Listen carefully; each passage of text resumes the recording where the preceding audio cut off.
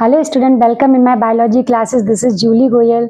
हम पढ़ रहे हैं 12th क्लास का chapter number 5, principle of inheritance and variation. आज की इस वीडियो में हम बात करेंगे genetic disorder. First of all we should know what do you mean by the genetic disorder. Genetic मतलब जीन से रिलेटेड जब कोई डिसऑर्डर होता है उसको हम बोलते हैं जेनेटिक डिसऑर्डर। तो जो जेनेटिक डिसऑर्डर होता है बेटा, ये 2 टाइप्स का होता है। एक तो होता है मेंडेलियन डिसऑर्डर और एक होता है chromosomal disorder. So what do you mean by the Mendelian disorder? हमें पता है, हमने मेंडल्स के बारे में पढ़ा था कि मेंडल्स ने बताया था कि एक जनरेशन से दूसरे जनरेशन में जाने वाले जो ट्रेट्स होते हैं, कैरेक्टर्स होते हैं, वो क्या होते हैं कि जनरेशन टू जनरेशन फॉरवर्ड आगे की तरफ चलते चले जाते हैं।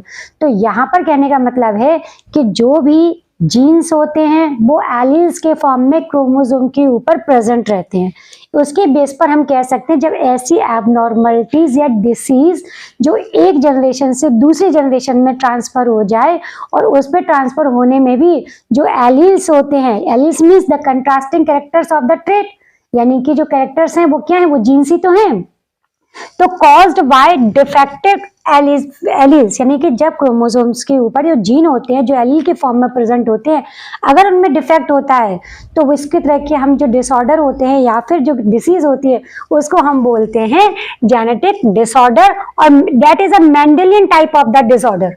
ओके, तो इसके कुछ एग्जांपल्स है, जैसे हम बात करें थैलेसीमिया है, हीमोफीलिया है, कलर ब्लाइंडनेस है, इसके अलावा और भी डिसीज है जैसे हम बोले सिस्टिस फाइब्रोसिस, हंटिंगटन डिसीज। ये सारे के सारे जो एग्जांपल्स है वो सारे के सारे ये किसके हैं, मेंडेलियन डिसऑर्डर के ऊपर।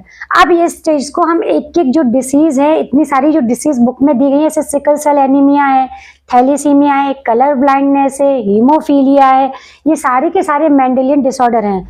और इन सारे डिसऑर्डर को हम पेडिग्री एनालिसिस से अच्छे से समझ सकते हैं। एक्चुअली पेडिग्री एनालिसिस क्या है, इस साल ये जो डिटेक्ट है आपके कोर्स में से, तो पेडिग्री एनालिसिस एक सिंपल लैंग्वेज में अगर हम बात करें तो ये फैमिली ट्री होता है।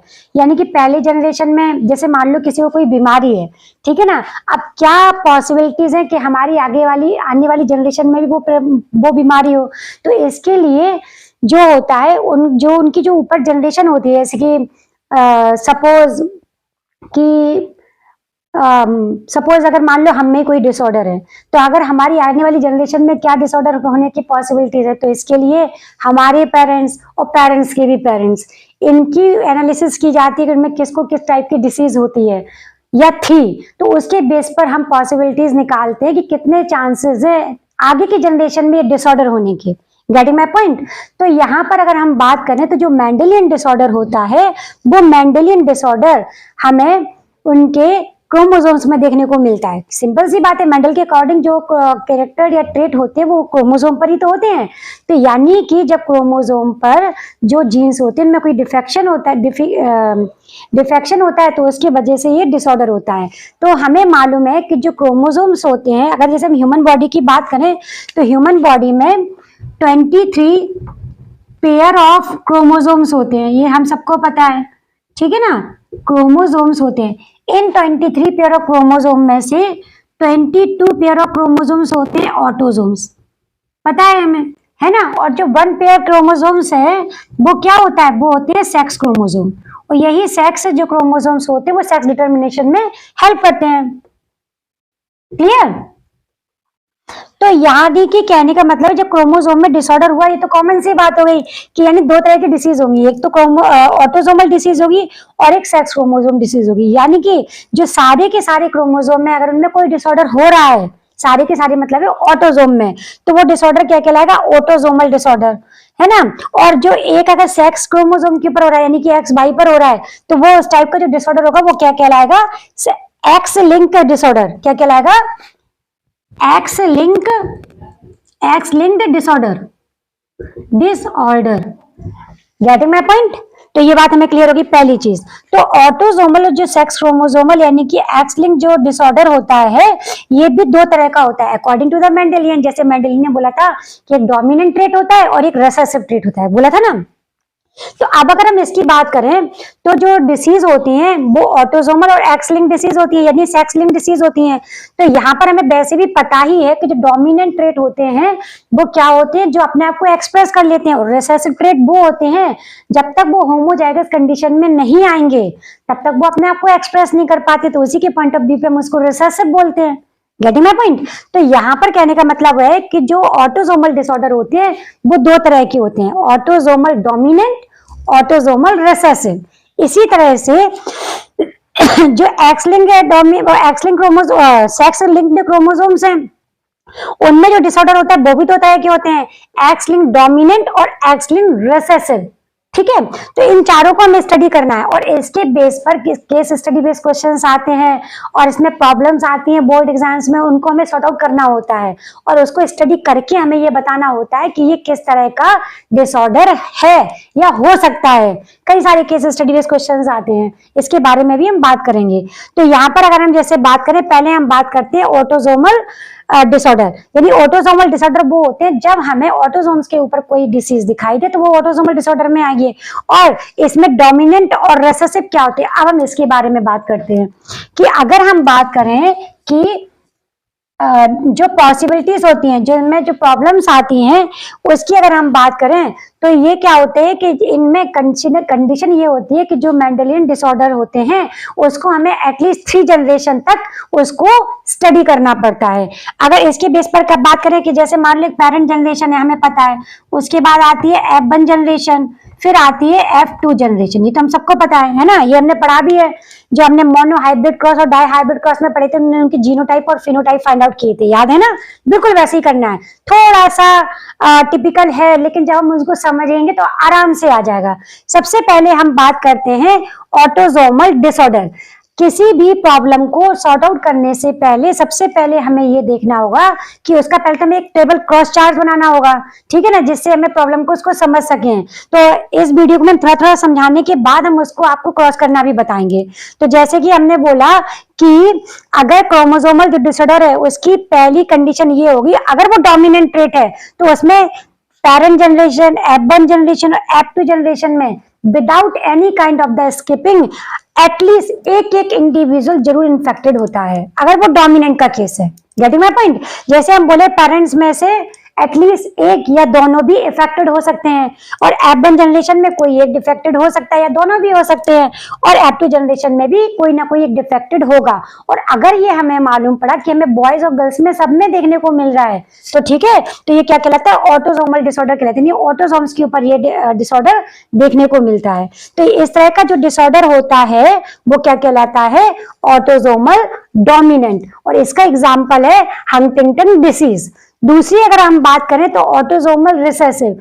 ऑटोसोमल रिसेसिव जब ऑटोसोम्स के ऊपर जब वो डिसीज होती है और जब हम उसकी प्रॉब्लम को सॉल्व करते हैं दिए हुए पेडिग्री पर, तो वहां पर हमें क्या देखने को मिलेगा कि यहाँ पर एक जनरेशन में एटलीस्ट एक जनरेशन में स्किपिंग जरूर देखने को मिलती है। जैसे अगर हम बात करें, मान लो कि पेरेंट जनरेशन में कोई डिसीज है तो F1 जनरेशन में वो डिसीज स्किप कर जाएगी, नहीं दिखाई देगी, और F2 जनरेशन में दिखाई जाएगी।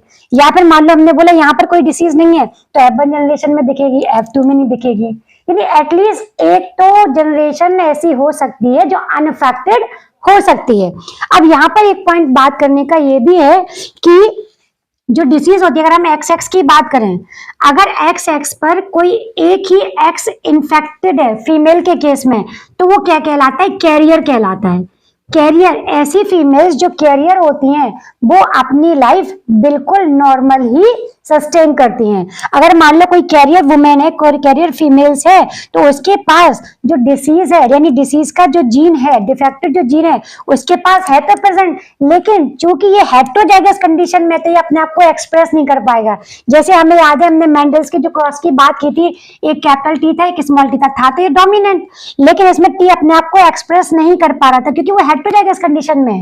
Getting my point? याद आ रहा है थोड़ा बहुत कि नहीं आ रहा है? पढ़ा होगा तो जरूर याद आएगा।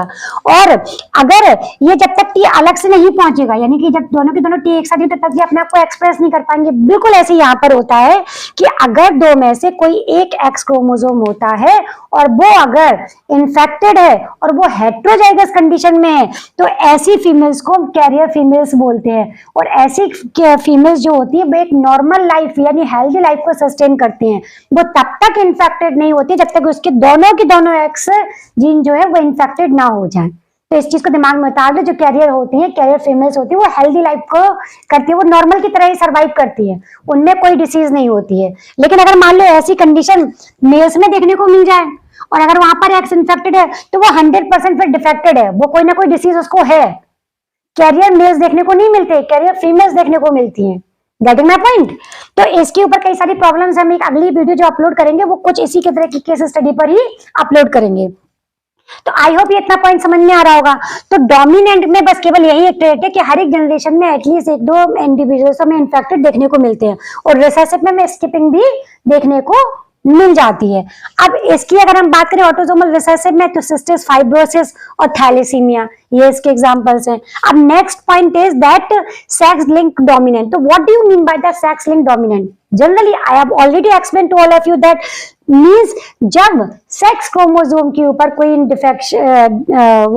इन्फेक्शन देखने को मिलता है, यानी उसमें कोई फॉल्ट देखने को मिलता है, यानी कोई जीन्स फॉल्टी है वहां पर, तो वहां पर उसको एक्स लिंक्ड डोमिनेंट या एक्स लिंक्ड रिसेसिव बोलते हैं। आप बोलोगे मैम आप एक्स लिंक बोल रही हो, ये लिखा सेक्स लिंक्ड है, तो सेक्स लिंक को एक्स लिंक से ही डिनोट करते हैं। ओके, तो यहाँ पर क्या होता है कि जो डोमिनेंट है वही कंडीशन आती है कि डोमिनेंट जो ट्रेट है वो एटलीस्ट हर एक जनरेशन में एक एक देखने को मिलती है। लेकिन यहाँ पर सबसे ज्यादा पॉइंट है वो ध्यान देने वाला ये है कि जो एक्स लिंक डोमिनेंट होते हैं इसमें हमेशा मदर से सन इन्फेक्टेड होता है और फादर से डॉटर इन्फेक्ट होती है। Never son will get infected by the father.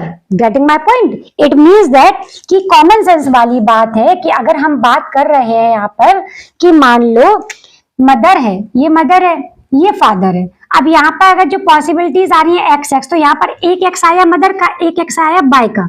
Getting my point? और चूंकि जो अब यहाँ पे देखो, मान लो अगर इसको कोई बीमारी है, ठीक है, तो ये जो बीमारी अपनी बेटी को देगा, बेटे को नहीं देगा। क्यों नहीं देगा? उसके पीछे भी पॉसिबिलिटीज है। देखो ये देखो, यहाँ पर अगर देखो ये बना एक्स और बाई, यहाँ पर एक्स किससे मिल रहा है?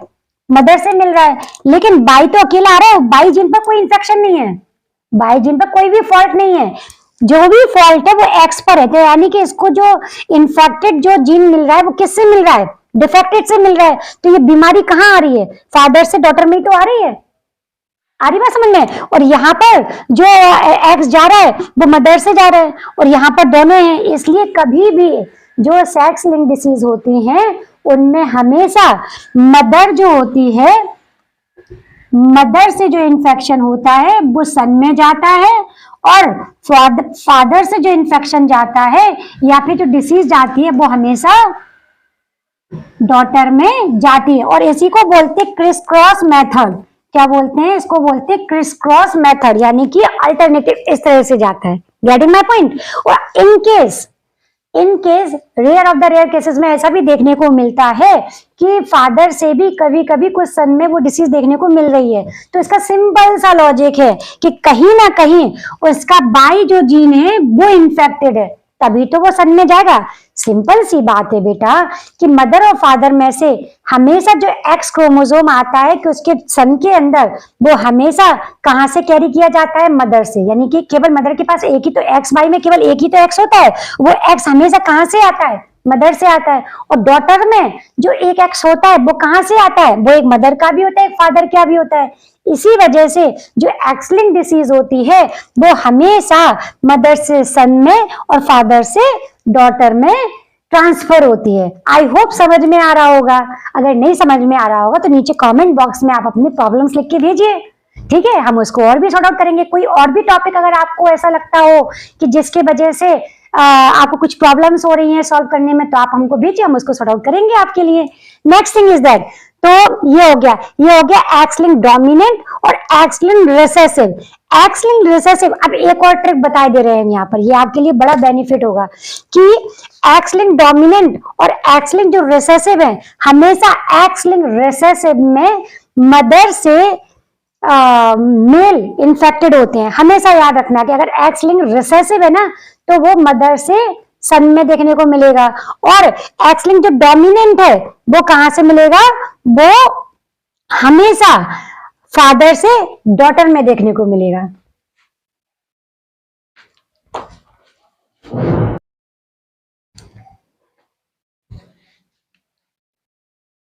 अब बात करते हैं क्रोमोसोमल डिसऑर्डर। तो क्रोमोसोमल डिसऑर्डर क्या होता है?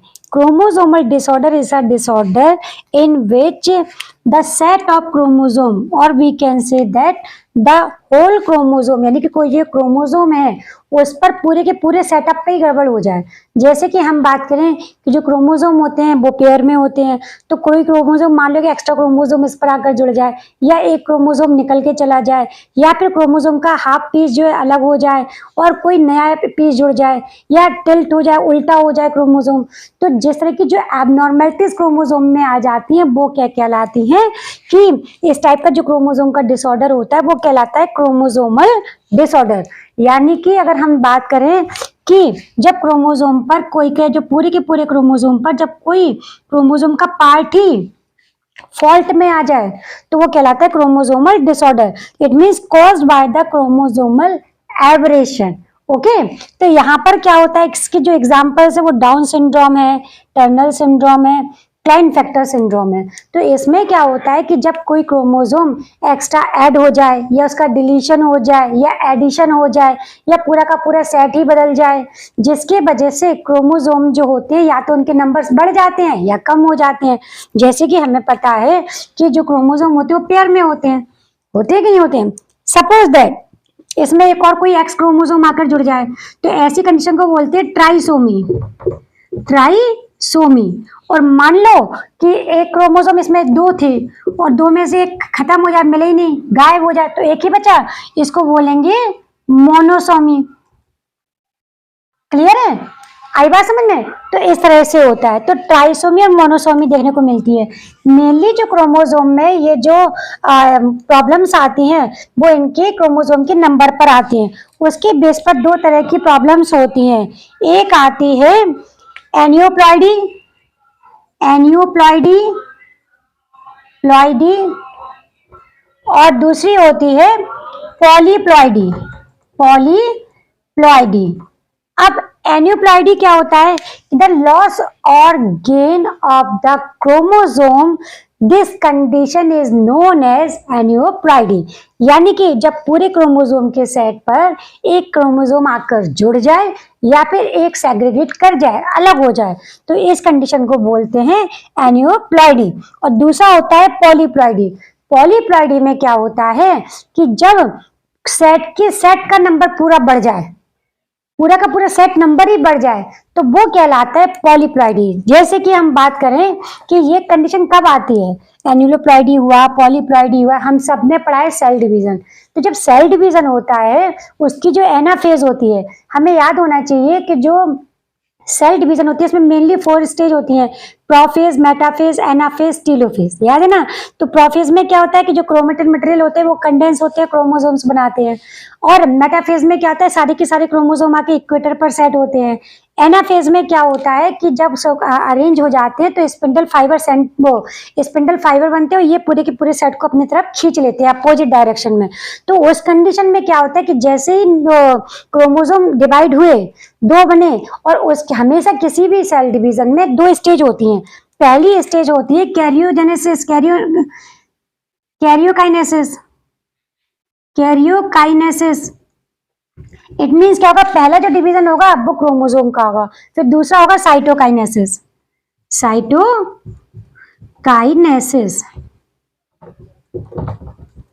अब इसमें क्या होता है, देखो एक सेल है, ठीक है, उसमें एनाफेज पर क्रोमेटेड थे, वो दोनों की दोनों अपोजिट पोल पर चले गए, ठीक है। अब इसमें क्या होगा कि जैसे ही न्यूक्लियस डिवाइड होगा वैसे ही न्यूक्लियस डिवीजन को बोलेंगे कैरियोकाइनेसिस, और जो इसका जब सेल का डिवीजन हो जाएगा, न्यूक्लियस जब डिवाइड हो जाएंगे तो उसके बाद आएगा साइटोकाइनेसिस।